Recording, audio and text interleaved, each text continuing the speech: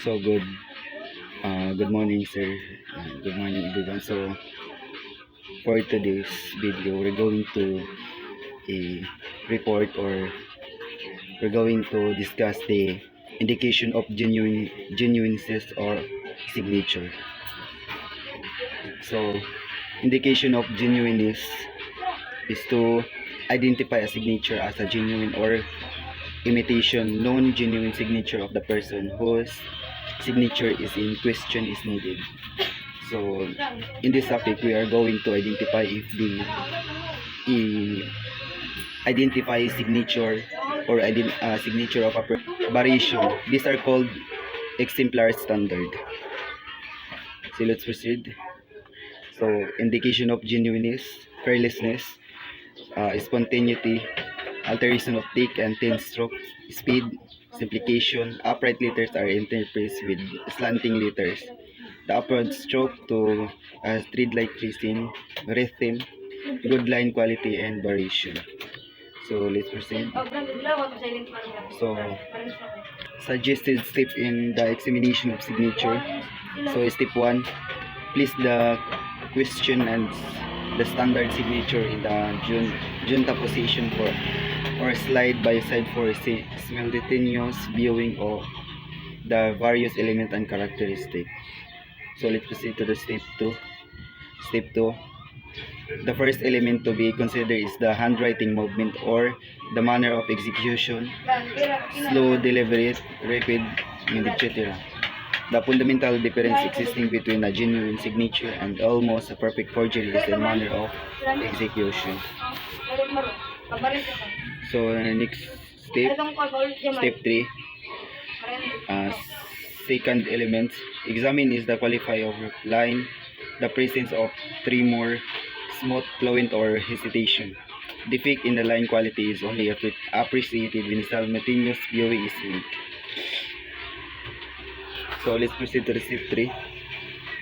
Examining the beginning and ending lines. They are very significant to determine whether the appearance, blunt, club, shape, tapered, or vanishing. Step number 5. So design and structure of the letters determined as the roundness, smoothness, angularity, and direction. Each individual has a different concept of letter design. Proceed to the step 7. Connection stroke, slant, ratio size, lateral, and spacing. So step 8, do not rely so much in the similarity or difference of the capital letters, for this is the often change according to the whim of the writer. So method of signature tracing. So we have carbon outline method, carbon papers inserted between original and false documents. So these methods are required for the original writing and the imitated writing. The process is to insert the original in false document using the carbon outline method. As you can see, we can see this method during the releasing of permit exam. The carbon outline methods, they can use a carbon paper for the identify the signature. So let's proceed to second. In the second methods, we have indentation process. The original document is placed over a false one under it to be traced later using a pen or a pencil. So this method is the indentation process. So the process is they're going to place the original document over the false under it to be traced later using the pen or pencil. So let's proceed to a transmitted light process.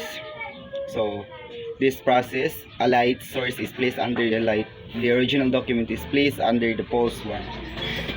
The light source will be illuminate both documents so that the writing on the original document will be seen and traceable on the false one. So this kind of method is the they're using lights for the identification of the forgery or the to identify the original documents. So let's proceed to the popular methods of forging signatures. So first is freehand method, whereby the forger after careful practice replicates the signature by freehand. Although a difficult method to perfect, this often produces the most convincing result. So in this method, they identify the original letters by identify the types of hand that used for writing the original documents. So let's proceed to the trace over method. The sheet of papers containing the genuine signature is placed on the top of the paper where the forgery is required. The signature is traced over, appearing as a faint indentation in the sheet of paper underneath. So these types of methods is the signature trace. No. So that's all the indication of genuine of signature. Thank you.